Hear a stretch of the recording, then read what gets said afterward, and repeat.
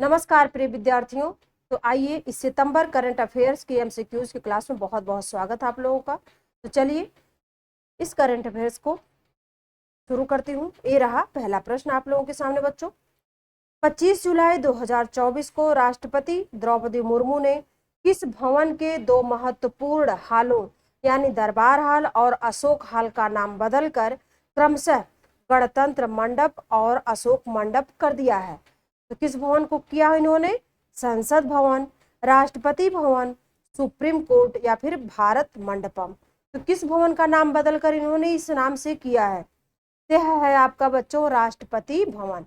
राष्ट्रपति भवन का नाम बदलकर इस नाम को किया है। अगला प्रश्न आइए देखते हैं। अगला प्रश्न ये रहा, 25 जुलाई 2024 को विषयगत श्रेणी में किस राज्य के रेडियो मयूर को उसके कार्यक्रम टेक सखी के लिए 10वां राष्ट्रीय सामुदायिक रेडियो पुरस्कार प्रदान किया गया है? टेक सखी के लिए 10वां राष्ट्रीय सामुदायिक रेडियो पुरस्कार किसे प्रदान किया गया है? किस राज्य को? बिहार, उड़ीसा, उत्तर प्रदेश या फिर छत्तीसगढ़ को? तो किस राज्य को यह पुरस्कार प्रदान किया गया बच्चों? यह राज्य है आपका बिहार। बिहार राज्य को यह पुरस्कार प्रदान किया गया है। आइए अगले प्रश्न को देखते हैं।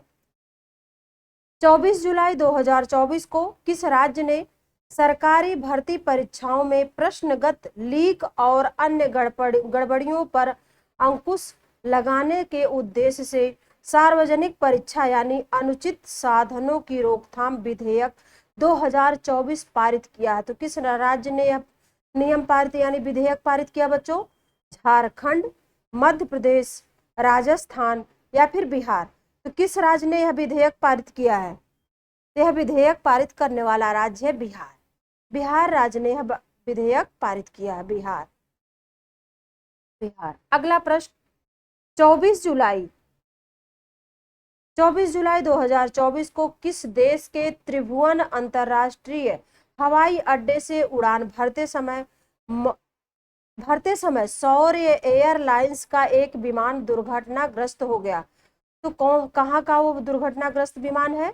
भूटान, म्यांमार, नेपाल या फिर सूरीनाम? तो किस देश का बच्चों? ये नेपाल का था। नेपाल का सौर्य एयरलाइंस विमान दुर्घटनाग्रस्त हुआ था। अगला प्रश्न, 23 जुलाई 2024 को किस पूर्व अर्थशास्त्री का 93 वर्ष की आयु में निधन हो गया? तो किस अर्थशास्त्री का 93 वर्ष की आयु में निधन हुआ बच्चों? David Ricardo, Alfred Marshall, Gary baker या फिर सिटी कुरियन? तो किसकी मृत्यु हुई है 93 वर्ष की आयु में बच्चों? सिटी कुरियन की मृत्यु हुई है यानी निधन हुआ है। आइए अगले प्रश्न को देखते हैं। अगला प्रश्न ये रहा आपके सामने, प्रत्येक वर्ष राष्ट्रीय प्रसारण दिवस किस तिथि को मनाया जाता है? 22 जुलाई को, 23 जुलाई को, 24 जुलाई को या फिर 25 जुलाई को? तो प्रत्येक वर्ष राष्ट्रीय प्रसारण दिवस किस तिथि को मनाया जाता है? यह है 23 जुलाई को मनाया जाता है। 23 जुलाई को मनाया जाता है प्रत्येक वर्ष प्रसारण दिवस। अगला प्रश्न, 22 जुलाई 2024 को ओलंपिक स्वर्ण पदक विजेता निशानेबाज अभिनव बिंद्रा को किस पुरस्कार से सम्मानित किया गया?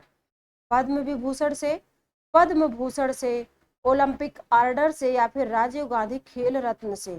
तो किससे सम्मानित किया गया अभिनव बिंद्रा को? किस खेल पुरस्कार से सम्मानित किया गया बच्चों? यह है ओलंपिक ऑर्डर से। ओलंपिक ऑर्डर पुरस्कार से सम्मानित किया गया है। अब आइए देखते हैं अगले प्रश्न को। मेघालय ने हाल ही में किस ओटीटी प्लेटफॉर्म को लॉन्च किया है? हेलो मेघालय, मेघालय दर्शन, मेघालय पर्यटन मिंतवा या फिर मेघालय विकास?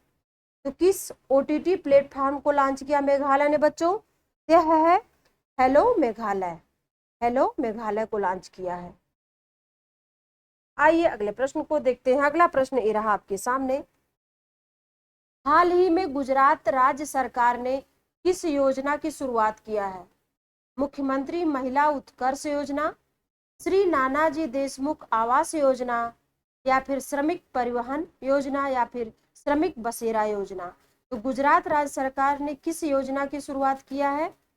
यह योजना है श्रमिक बसेरा योजना।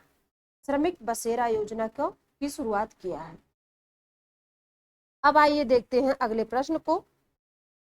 हाल ही में गांधी मंडेला पुरस्कार 2020 से किसे सम्मानित किया गया है? खड़ग प्रसाद शर्मा ओली को, रिगोबर्टा मेंचू-दुम को, या फिर दलाई लामा तेनजिन ग्यात्सो को, या फिर शेख मुजीबुर रहमान को। किसको गांधी मंडेला पुरस्कार 2020 से सम्मानित किया गया बच्चों? ये है रिगोबर्टा मेंचू-दुम को सम्मानित किया गया है। अगला प्रश्न ये रहा आपके सामने। 21 जुलाई 2024 को विश्व धरोहर समिति की 46वें सत्र में प्रधानमंत्री नरेंद्र मोदी ने यूनेस्को विश्व धरोहर केंद्र के लिए भारत की ओर से कितने डॉलर का योगदान देने की घोषणा की है? 5 lakh dollar, 15 lakh dollar, 10 lakh dollar या फिर 20 लाख डॉलर। तो कितने लाख डॉलर देने की घोषणा किया है योगी प्रधानमंत्री नरेंद्र मोदी ने? इन्होंने घोषणा किया है 10 लाख डॉलर देने की, 10 लाख डॉलर देने की घोषणा किया है। अब आइए देखते हैं अगले प्रश्न को। 21 जुलाई 2024 को स्विफ्ट ओपन 2024 युगल स्पर्धा के फाइनल में यूकी भांवरी और उनके जोड़ीदार अल्बानो ओलिवेटी ने किस जोड़ी को हराया है? यानी इन लोगों ने मिलकर किस जोड़ी को हराया है? फैब्रिस मार्टिन और उगो हम्बर्ट को, या फिर रोजर फेडरर और राफेल नडाल को, या फिर नोवाक जोकोविच और एंडी मरे को, या फिर लिएंडर पेस और महेश भूपति को। किसको इन लोगों ने किस जोड़ी को हराया है? यह जोड़ी है फैब्रिस मार्टिन और उगो हम्बर्ट को हराया है। अगला प्रश्न, 20 जुलाई 2024 को किसे भारतीय पुरुष फुटबॉल टीम का मुख्य कोच नियुक्त किया गया है? किसे नियुक्त किया गया है? इगोर स्टिमैक को, मोनोलो मार्केंज को, या फिर स्टीफन कोस्टेन नटाइन को, या फिर बोरिस बेकर को। तो किसको टीम का कोच नियुक्त किया, फुटबॉल टीम का कोच नियुक्त किया गया बच्चों? तो यह है आपके मनोलो मार्केज को, मनोलो मार्केज को नियुक्त किया गया है। अब आइए अगले प्रश्न को देखते हैं। 20 जुलाई 2024 को केंद्रीय कोयला एवं खान मंत्री जी किशन रेड्डी ने कौन सा पोर्टल लॉन्च किया है? राष्ट्रीय खनिज विकास निगम पोर्टल, राष्ट्रीय कोयला खनन पोर्टल, या फिर राष्ट्रीय जिला खनिज फाउंडेशन पोर्टल, या फिर राष्ट्रीय खनिज संसाधन पोर्टल। तो इस खान मंत्री जी किशन रेड्डी ने किस पोर्टल को लॉन्च किया बच्चों? यह पोर्टल है राष्ट्रीय जिला खनिज फाउंडेशन पोर्टल को लॉन्च किया इन्होंने। अब आइए देखते हैं अगले प्रश्न को। कौन से 2 पूर्व भारतीय टेनिस खिलाड़ी अंतरराष्ट्रीय टेनिस हॉल ऑफ फेम में शामिल होने वाले पहले एशियाई पुरुष बन गए हैं?